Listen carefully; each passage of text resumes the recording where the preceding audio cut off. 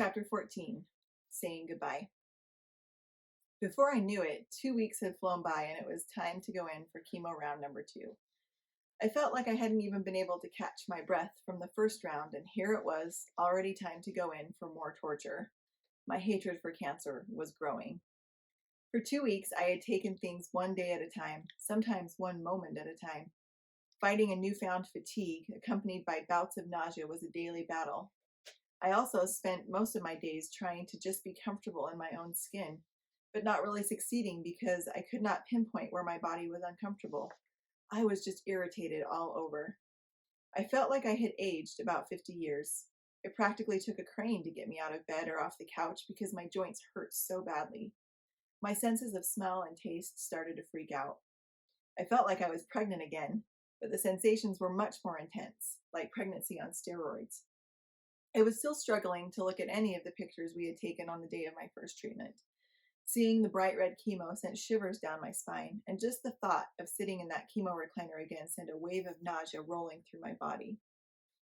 I woke up on day 55, the day of my second treatment, and felt very unsure. I did not think my legs would be able to carry me through the cancer center's doors. I knew that I had to, but my brain and body were screaming, "No, we don't want to do that again." While contemplating all the ways I could possibly skip town, I started getting ready for the day. My hair had been dying a slow death, and I was not looking forward to trying to make it look presentable. It would not hold curl anymore. The texture had changed, making it impossible for me to do much of anything with it. As I ran my fingers through it, trying to decide what I should do, I gasped as a large section of hair came out of my hand. I had known that this day would eventually come, and I thought I had prepared myself for it. Unfortunately, I don't think any woman can really prepare herself for that moment of standing in front of the bathroom mirror holding a chunk of precious hair in her hand.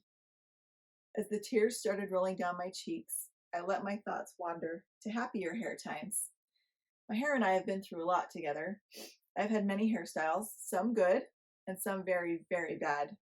Despite all the bad hair days, or 1992, which I refer to as my bad hair year, when it came right down to it, I really loved my hair.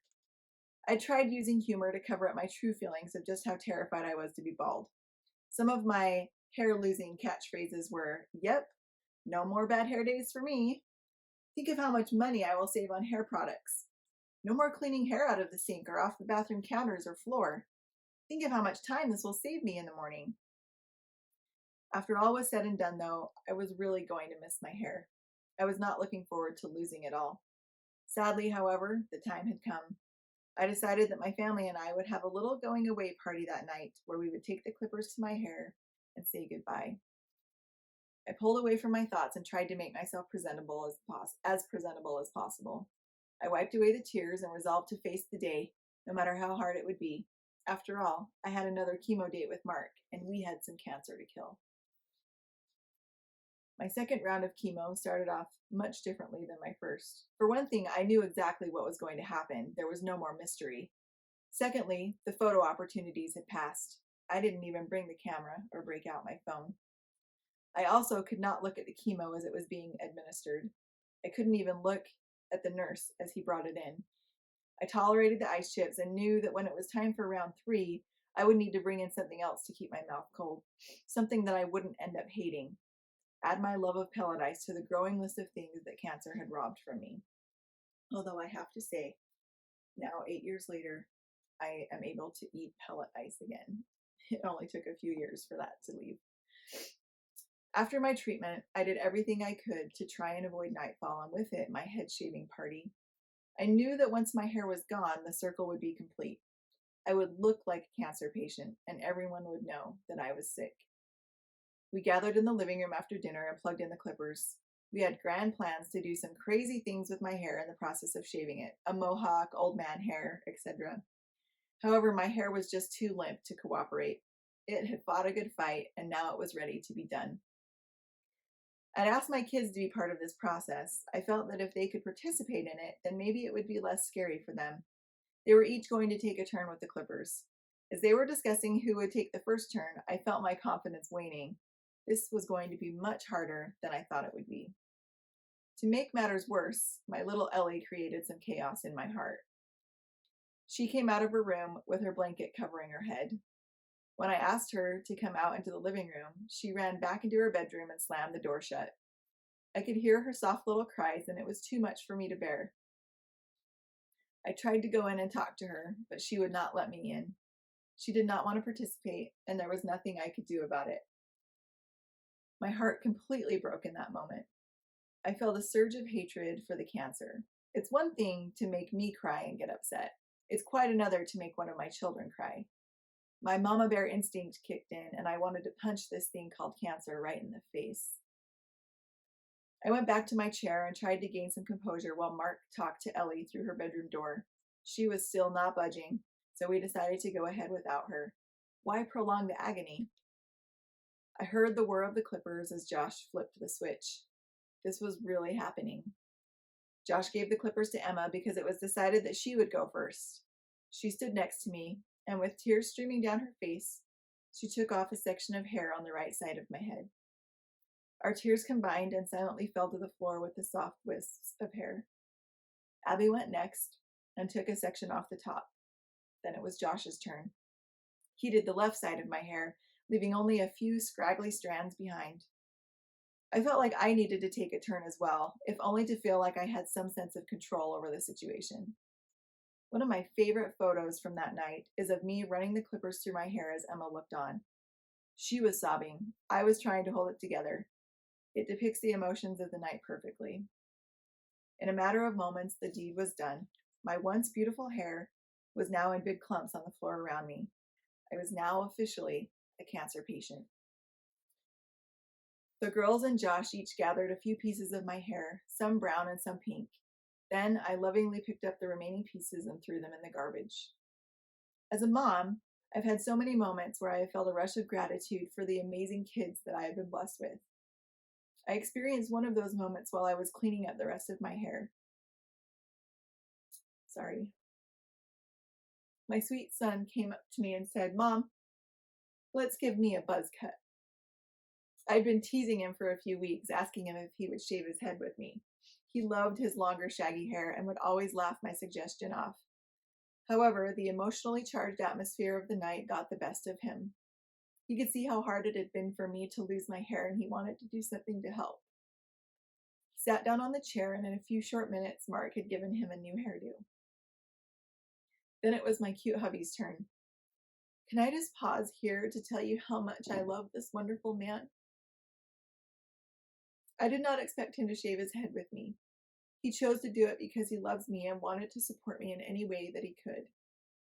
I started the process of shaving his head, but we ended up calling his mom to come over and finish the job so she could make it look neat and tidy.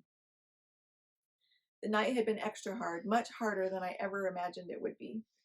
Only one thing made it tolerable, and that was the support of my family. Not only my immediate family, but my extended family as well. I received a text from my dad the very next day. It was a picture of him with no hair. He wanted to pledge his support. He knew that the head shaving experience had been hard. Since he couldn't be with me the previous night, he offered his love in another way. He'd walked into his barber's shop, told them he was there to support his daughter who was fighting cancer, and came out with only stubble upon his head. Quote from my journal. I love this wonderful family of mine. With a shaved head, this cancer has certainly become real, but this family is who I am fighting for. They are my inspiration. End quote. The next few days went by without too much of an incident. Ellie had come to accept my baldness and discovered that she really liked to rub my head. My preschool kids thought their teacher looked cool, and some of them even brought me a new scarf to wear. I started to think that I could actually be okay with the whole bald thing. Maybe it wasn't going to be such a big deal after all. I was pleasantly surprised at how nice and round my head was. There were no weird lumps or bumps. I thought that I looked pretty decent as a bald lady. I relied mostly on hats as I was trying to figure out the best way to tie scarves on my head. I had looked up a lot of tutorials on YouTube and must admit that it was fun experimenting with different scarf styles. 3 days had passed since our head shaving party, and I had mostly been home during that time. Only a few people had seen me with a hat or scarf, but only my immediate family had seen me completely bald. The real test of how the whole bald thing was going to work out for me was when Sunday rolled around and I needed to get ready for church. Remember my catchphrase of, think how much time I will save getting ready in the morning? I was completely wrong. Learning to tie a headscarf was no easy task. On that particular Sunday morning, it was taking me just as long, if not longer, to get ready for church. I couldn't make any of the styles look right. I tried on scarf after scarf with dress after dress until the mound of clothing on my bathroom floor was almost as tall as Ellie. I felt like a gypsy or a pirate. Not good looks for church, I'm afraid. Finally, I reached my breaking point, threw myself onto the pile of clothes, and cried my eyes out. This was at 8:45 in the morning. Our church begins at 9 a.m., and I was in charge of the primary lesson that day. Well, I told myself this will not do. I had a very important decision to make. I could either let the cancer win and stay home from church, or I could suck it up and get on with the day. I chose the latter. I said a quick prayer, grabbed the scarf closest to me, and tied the blasted thing on my head. Mark had been following me around the house, wondering what he could say or do to make me feel better. I know he hated that I was feeling sad, and he was wishing there was something he could do. So, he did the only thing he could do. He got the children in the car, along with the 25-pound church bag that was overflowing with crayons, books, and treats to keep everyone occupied during sacrament meeting, and waited for me to join them. Once I gained some control of my emotions, I got in the car and away we went, with smiles on our faces and tear stains on my cheeks. We made it to church on time. I was able to make it through my lesson, through partaking of the sacrament, and then I asked Mark to take me home. The nausea had kicked in, and there was no way I wanted to lose my cookies in the middle of church. I'm sure that people would have understood, but there was no need to stick around and tempt fate. On the way home, I felt empowered. I just did a really hard thing. Getting ready for church and then walking into the building were terribly difficult. I felt like I looked weird and different, but no one there cared. No one laughed or pointed. The primary kids didn't even bat an eye. God sent angels to me that day. Earthly angels who made comments like, I love that scarf. The coloring is so pretty with your skin tone, and you look beautiful today. Perhaps they were just being nice, but I didn't care. Those were words that were so helpful in giving me a much-needed boost of confidence. I was so thankful that the first public place I had to go was to church, and to be among the people that I call my ward family. I valued this great support system of people who loved me for who I was on the inside and not what I looked like on the outside. I also loved having a savior who knew that I was feeling embarrassed and uncomfortable, and who helped me be brave in those circumstances. Quote from my journal. I can do this. I can do hard things. I'm trying to take this one step, one day at a time, and not let myself get overwhelmed.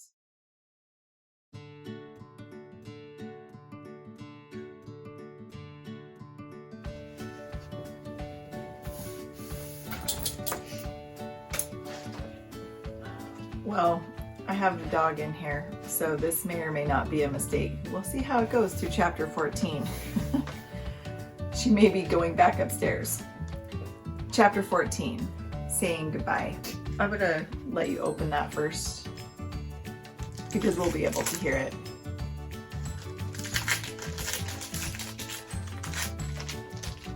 No, put it in the garbage or she's gonna... Cubby. Oh, there we go. Hello.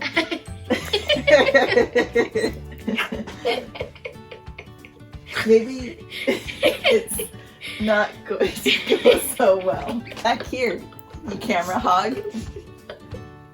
Hey, come sit down. Come on, let's make this, like, you know, aesthetically pleasing. Or just the dog button to camera. Oh, good, good job. It makes her look like a giant dog. Is that comfortable? You have to lay there.